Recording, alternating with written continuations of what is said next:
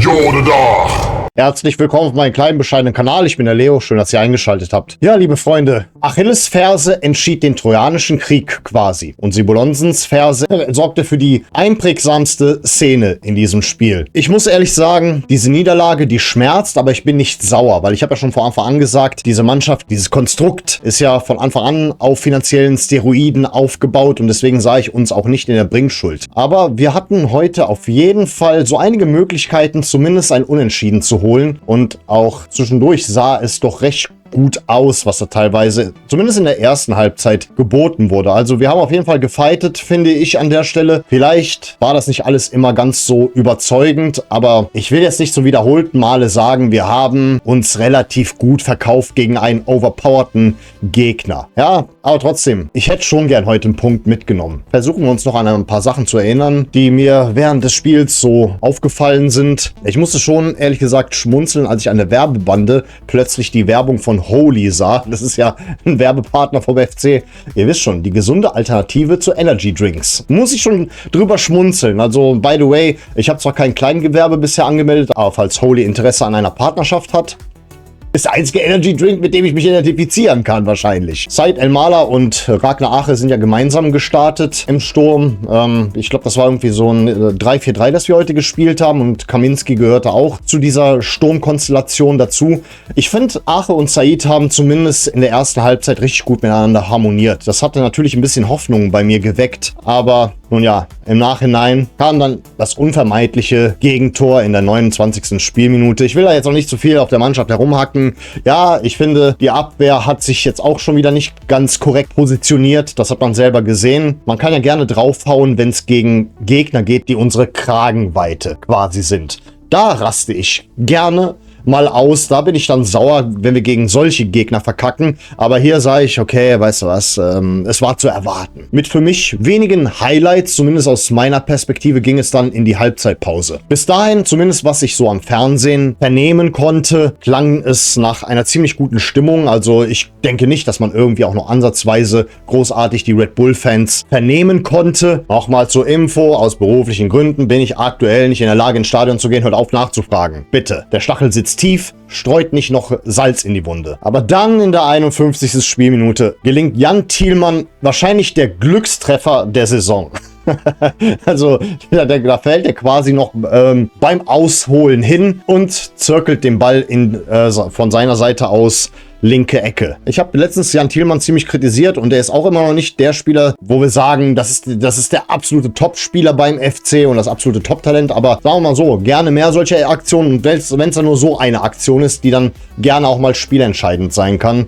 Aber mal gucken, ob er auf dem Weg ist, erwachsen zu werden. Die Freude währte nicht lang. Bereits in der 56. Spielminute führten sie wieder. Nein, ich erwähne nicht die Spielernamen. Ich hasse alles, was mit ihnen zu tun hat. Ich erwähne keine Spielernamen. Ich erwähne nicht den Namen dieses Vereins und Sonstiges. Ich analysiere das nicht. Ich analysiere deren Leistung nicht. Ob die wirklich so geil und besser waren. Das ist bei mir ein Prinzip. Ich bin in erster Linie Fan und kein Analyst und kein Sportexperte. Das bin ich nicht. Ihr kriegt das hier eher auf der emotionalen Basis. Und wenn ich etwas hasse, dann stehe ich dazu. Im Verlauf des Spiels dachte ich mir, okay, wisst ihr was? Wir hatten viele Möglichkeiten, aber wir haben auch genauso viele auch liegen gelassen. Ja, und dann in der 77. Spielminute. Leute, ihr wisst ganz genau, das war eigentlich Hand. Das war Hand. Das Tor wurde eindeutig auf diese Art und Weise vermieden.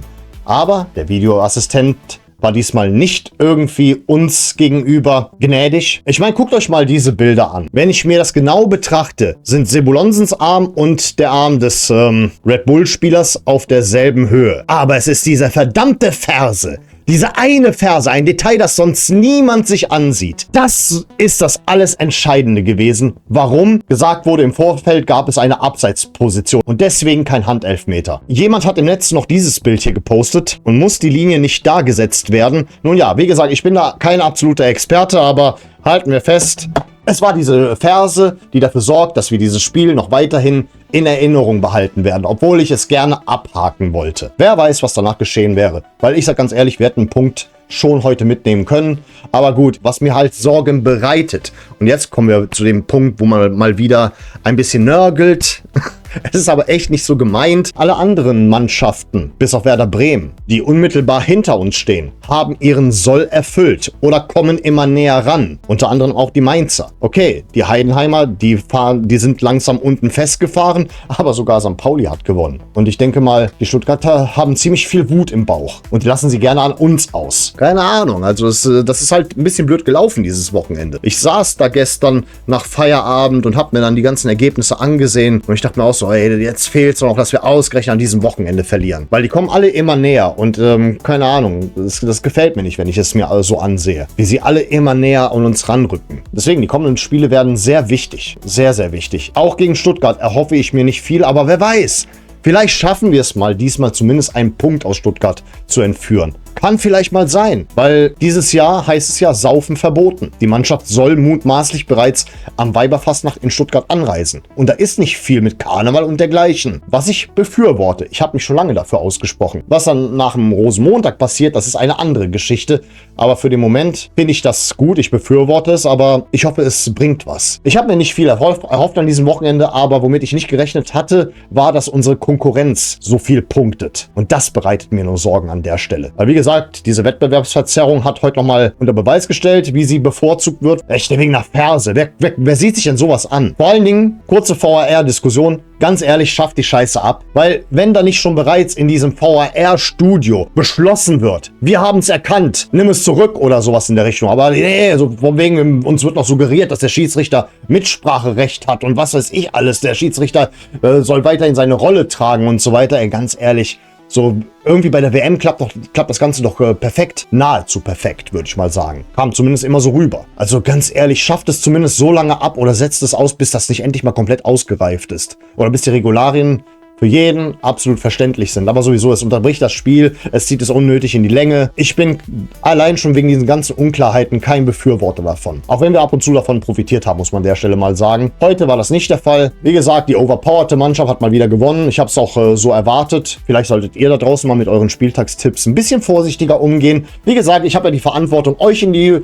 Schuhe geschoben. Ich bin da fein raus. Das ist nicht mein Tipp. Das ist ein Community-Tipp, wo einfach nur die Münze entscheidet, was von den beiden Ergebnissen dann im Nachhinein das Entscheidende ist, was getippt wird. Nicht umsonst. Wie gesagt, ihr dürft den FC nicht immer so aus Fanliebe überschätzen, weil auf Unentschieden zu tippen und alle, die das getan haben, da muss ich sagen, ihr wart dem Ganzen noch am nächsten dran, muss ich sagen. Weil ein Unentschieden wäre heute verdient gewesen. Aber gut, müssen wir jetzt abhaken und hoffen, dass das nächste Woche Samstag zumindest ein Pünktchen gibt. Weil damit wäre ich dann zufrieden, auf jeden Fall. Alles andere, was heute noch geschehen wäre, anstatt einer Niederlage, wäre on top gewesen. Nächste Woche, wenn da ein Unentschieden bei rausspringt, sage ich, okay, kann man machen. Hoffentlich spielen die anderen Gegner nicht besser. Beziehungsweise unsere Konkurrenz. Ja, und das sind dann halt an der Stelle meine Gedanken dazu. Ich habe dazu, ehrlich gesagt, nicht mehr zu sagen. Weiterhin Nein zu Red Bull. Das sorgt nur für Herzprobleme und andere gesundheitliche Folgen. Greift lieber zu Wasser. Das wäre dann alles, liebe Freunde. Ich bedanke mich recht herzlich für eure Aufmerksamkeit. Vielen Dank fürs Zusehen. Und ich sage mal an der Stelle, auf Wiedersehen. Denn wir wollen uns doch wiedersehen.